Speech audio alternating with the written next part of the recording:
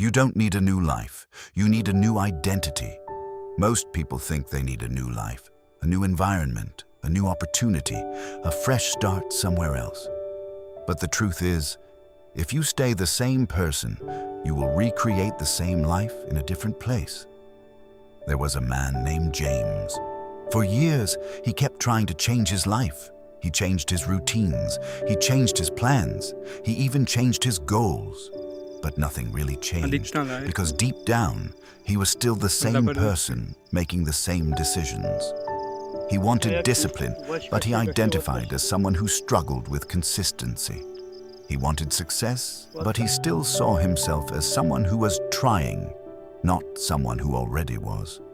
And that small difference shaped everything. Every time James tried to improve, his old identity pulled him back. Not because he lacked ability, but because he didn't believe he was that kind of person. So even when he started strong, he would slowly return to what felt familiar. Because identity always wins over intention. One day, James met someone who told him something simple. You don't act based on what you want. You act based on who you believe you are.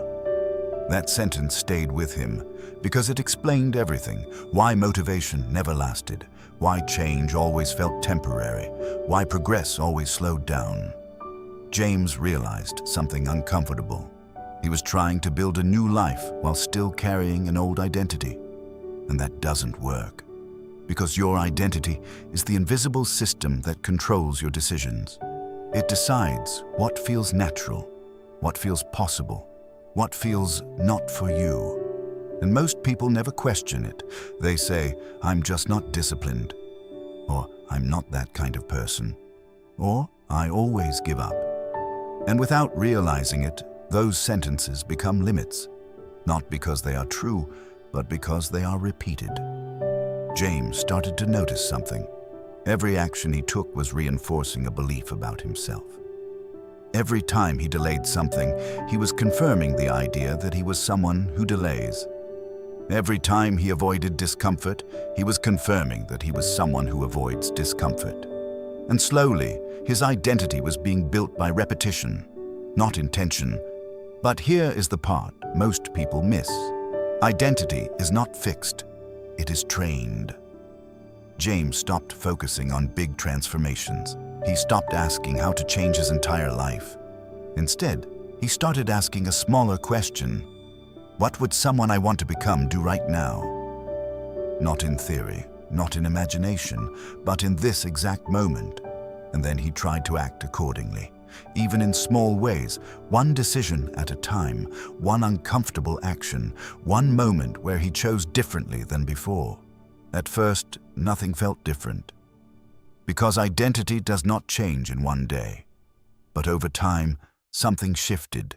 His actions started to feel more natural. His decisions became less conflicted.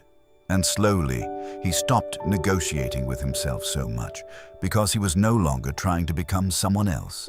He was practicing being someone else. And that is the real shift. You don't change your life first. You change the person who is living it. James realized that a new life does not come from a new place. It comes from a new identity that repeats new behaviors long enough to become real. Now allow your mind to slow down. You don't need to force a complete transformation. You only need to interrupt the pattern you have been repeating. Let go of the belief that you are stuck as who you are. You are not fixed. You are being shaped, and every small choice is rewriting who you are becoming.